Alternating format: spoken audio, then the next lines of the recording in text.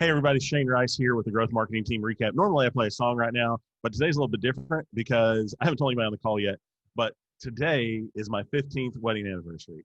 And so I'm giving a special shout out to my wife. I made this morning. Here we go. Are you ready? 1, 2, 3. Happy anniversary, baby. I got you on my mind. All right.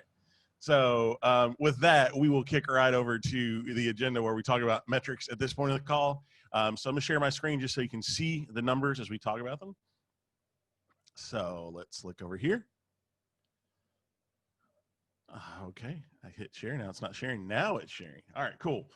So website traffic, our goal is to grow traffic 20% year over year. We're on track still with users, but I put this as at risk because page views are dropping. And my take on this is that we are seeing this affect us, a regional effect in EMEA, where we know that we are tracking fewer people through cookies right now.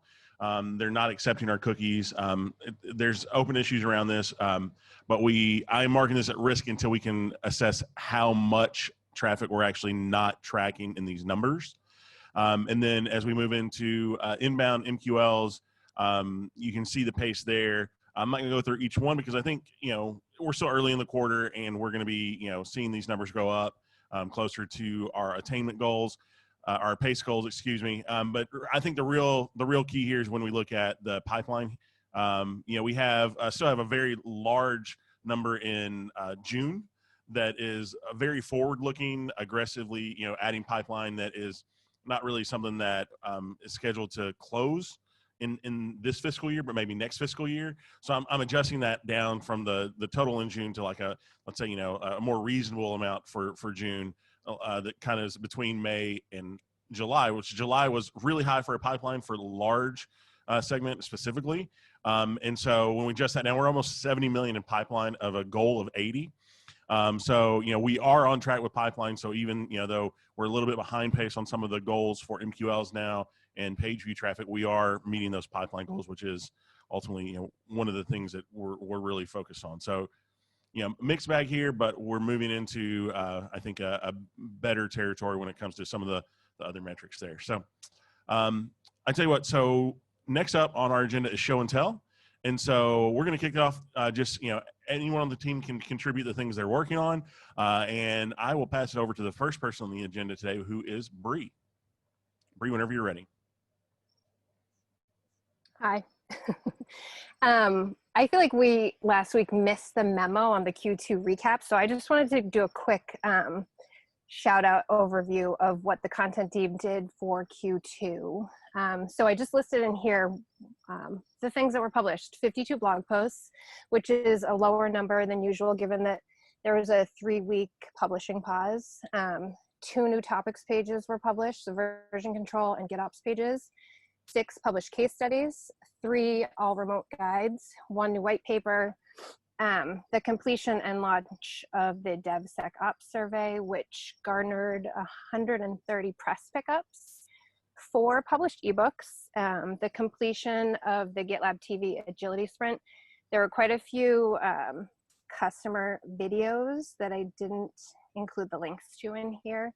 The Coursera and the TWAG pre and post production work, and we also implemented a strategic SEO steps for content creation moving forward, which is thanks to Niall mostly. If anybody from the content team has anything they wanted to add, they can jump in here.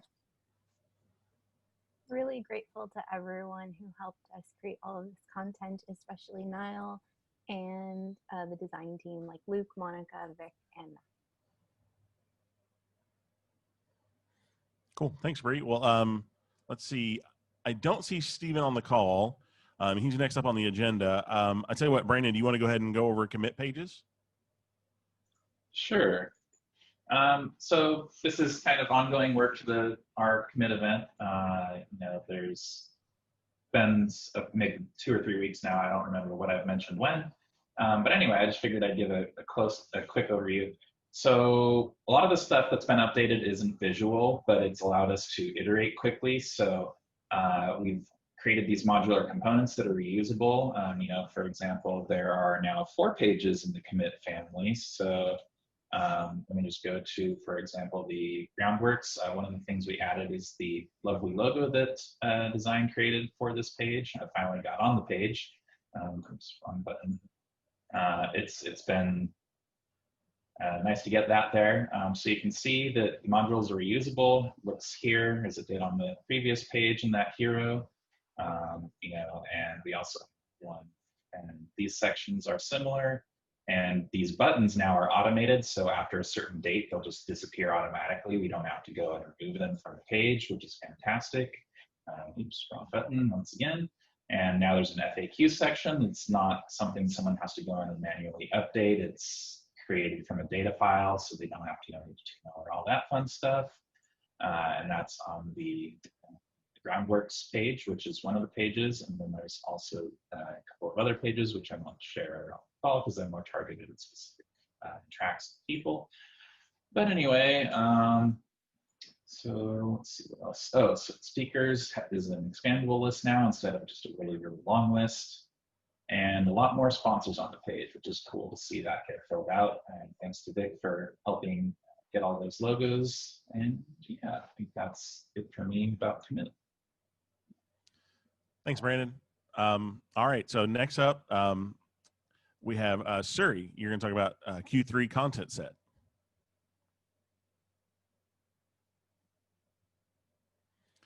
Sorry, I can't see you, but if you're talking, we can't hear you. I was muted. So I would like to share my Q3 content set. So this quarter, I am focusing on version control and collaboration. So this is how I worked through this. We went through the product marketing page that Jordy put together. I did a content audit by looking at the Path Factory track. I also looked at the blog topic tags to see what's currently available. And having all of this information helps to determine the content gaps. And then Niall was instrumental in helping me with the SEO. I also did a couple of searches on websites like Ask the Public and also Asked, and then Niall did some research. Jordy also put some stuff together, and then that helped me create the content plan. So this quarter, I will have 6 web articles, 1 ebook, 3 blog posts, and a topic page. I am most excited about the web articles because this is something new that we're doing. So this is something that I will work with. I totally lost my train of thought.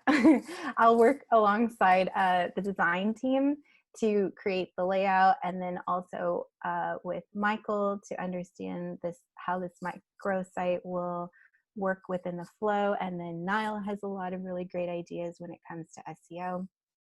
And then I will work on the timeline. So hopefully we'll have quite a few content assets for this campaign. Thank you for listening. Thank you for sharing, Suri. Really appreciate that. So I'm going to wrap in Steven's update. He wasn't able to make the call, so let me share my screen. He wanted to share some of the work that's been going on with the enterprise page. So one second, I'm going to share my screen. Everything's jumping around on the share screen here in Zoom. All right, do you see the agenda? Okay, cool. So the enterprise page, we made some updates this week. So included adding a customer section, I believe. Oh, looks like that has been, I know there was some talk yesterday because we were using some customer logos that hadn't been approved. So we're working on getting that back in, but also this section was updated. Have a contact sales CTA there for trial here. Some more social proof, and you'll notice that, the pages, once you scroll down and it loads, everything is still there as you scroll back up and down the page. So lots of great things happening on the enterprise page. This is the second major round of changes. We have a third and fourth round already in plan right now. So there are more changes coming down the pipeline for this page as well. Hey, Shane, so, do you mind showing the site traffic for this guy? Nope. Hold on just a second. I can do that. And while Shane's pulling that up, I just wanted to add we tweaked the messaging a little bit on this round, so it's see what happens. Yeah, and we've also gone in and we removed, there was a solutions page called solutions/enterprise class. We removed that and are redirecting that page to this page for now. We saved that content and are looking at wrapping that into one of the future iterations if, we feel like there's something that we want to share there. So let's just select this page. And if we go back and look, let's say July 1st, I believe we launched it in July. So we should have, yep. All right, great. So yeah, 4,000 page views in less than a month, just over a month, let's say. And then some entrances. So that's exciting that we're seeing people like start here. They're not just like clicking here from the nav or somewhere else on the site. They're actually, starting their journey on this page. So that's encouraging. And you got to remember that, when we create a new page, we're really investing in something we're not going to see like get serious traction from an organic entrance side of things from anywhere between 3 to 6 months normally. Sometimes you'll have something that takes off and, just really, shines right away. But normally you're going to, 3 to 6 months at the earliest, more like 6 to 12 months a lot of the time. So you're investing in the long term when you create a page like this. So, which leads me into the next update that I want to share for Show and Tell, which is what's happening with the site health of about.gitlab.com. So Hanif has been really laser focused on this, and I know I've called it on the call before, but you look here, looking back 30 days, we had, almost 2,000 issues at the beginning of July, and now we're at a point where we have 218. And this is, things like missing meta descriptions, duplicate page titles, missing page titles, pages that are 404 broken with no redirect. There's just all kinds of errors that, we are fixing across about.gitlab.com. And so the important thing here is that when Google or any other search engine looks at your site, you got to think of it kind of like real estate. If you're driving down the street and you see a house for sale and you look and like the yard is overgrown and there's like a branch through the roof and like the house does not look like it's in good shape, you're not going to spend a lot of time like looking at that house, right? So kind of the same thing when it comes to our site. If it's not maintained the way Google wants it to be maintained, other search engines are expecting it to be maintained, then they're going to send fewer people to our site. So we got to make sure the site health matches the expectations of search engines. And the second thing I want to talk about is the impact of these changes on our visibility, like how often we're appearing in search results, where we're appearing there. And so this just looks at top 25 keywords that we've set for about.gitlab.com. And so when you dive into this, you can see like visibility wise, looking back 30 days, we start down here about, just over 4% visibility across all of our terms. And we've gained almost 2 full visibility points there, which, it's kind of SEO stats like this are, it's difficult to compare apples to oranges a lot of times because this is comparing data that Google does its best to kind of make opaque. And so we're looking at it to take, educated database guesses on how we can make these improvements. So I'm excited about that, seeing the work that Hanif is doing and how that's impacting visibility. This dip here, if you're seeing that, that's because there was a glitch. Google announced this on Tuesday that they had a day where results were all out of whack because of some change they made internally that had unintended consequences further into search results. So pages that weren't ranking for number 1 all of a sudden were ranking one. Rankings went all over the place. So they fixed the glitch on Tuesday, and so that's why you see that 1-day blip. But this is life in organic search. When you're working with Google, you just kind of have to watch these things and kind of navigate them as they come. And then the final piece here, I do want to talk about, we are updating from a top 25 keyword kind of ranking model to measure our success to a more cluster-based approach to keyword success and keyword tracking and research. Niall is spearheading this, and so we're looking at keywords as family, like groups of keywords, families of keywords, like version control and collaboration. What do we see here?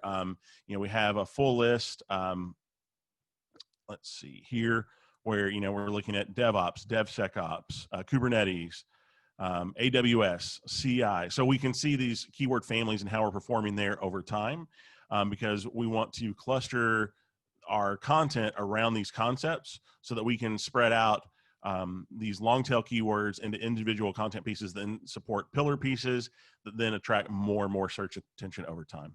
So it's a little bit of a deep dive into some of the things that we're thinking about and working on the inbound side of things.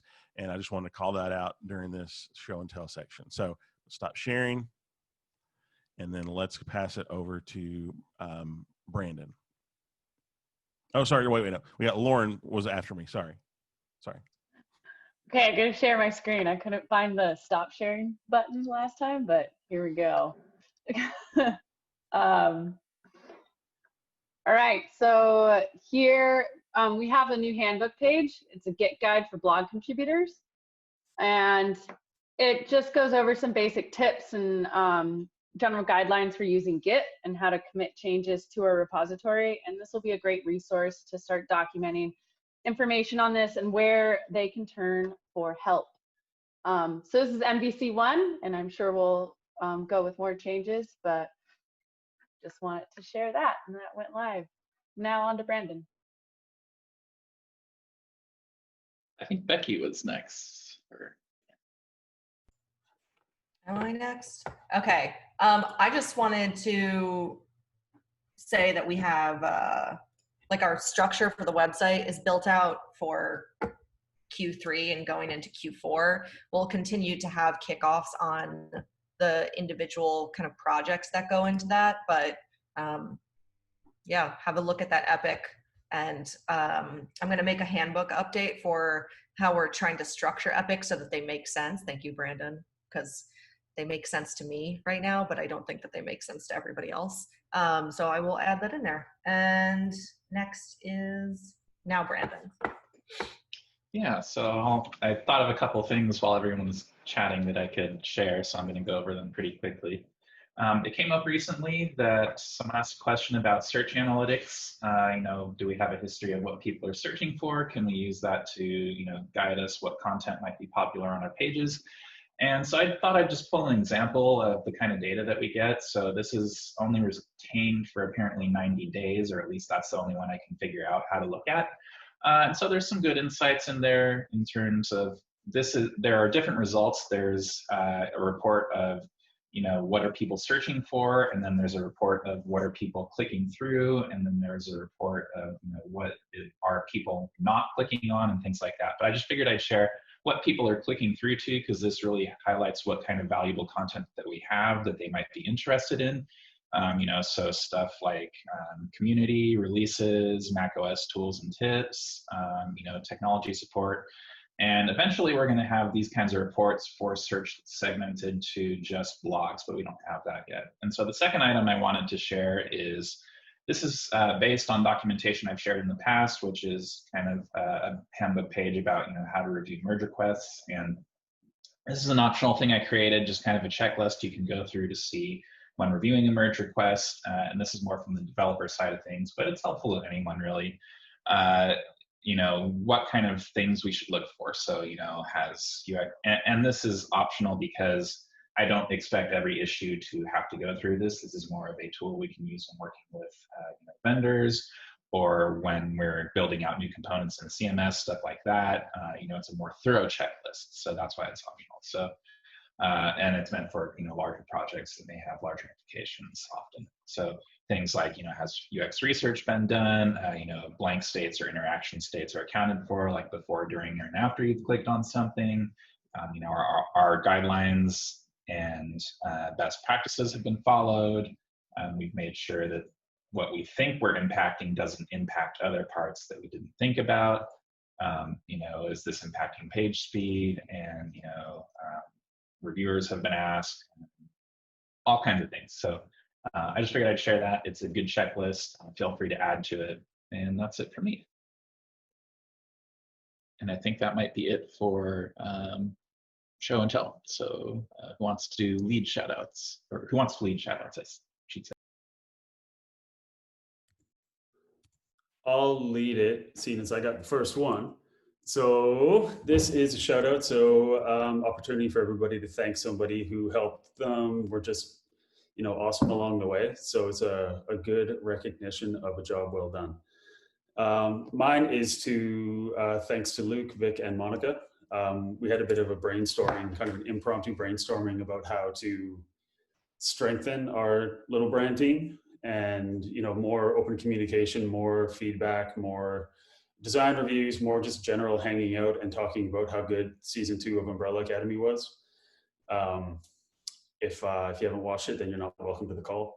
But yeah, so thanks guys for hearing me out, and looking forward to the scheduled fun, which it doesn't sound fun, but it's going to be. So next up is Danielle. Yeah, I just want to thank Becky again for covering for me while I was out, and just helping us make sure we got the quarter kicked off and kept things organized. So thank you very much, Becky. Next up is Luke.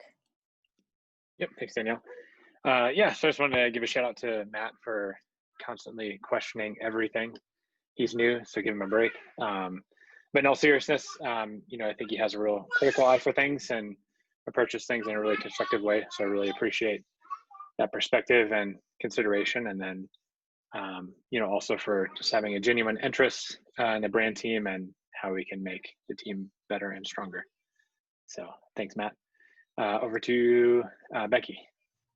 I just wanted to thank Bree for picking up. She did, and I might miss one, but the enterprise, the demo page, and the what is GitLab page, all while Erica was out, and it took very little explanation on my side. She just picked it up and killed it. So that was awesome. Thank you. Brandon. Yeah, so I just want to say thanks for Matt for helping out with the MVC of our design system and doing an audit and that kind of thing. Appreciate the great questions and the structured logic he brings to the project, where organization is pretty important. So thanks. Awesome. I'm going to go ahead and stop the recording.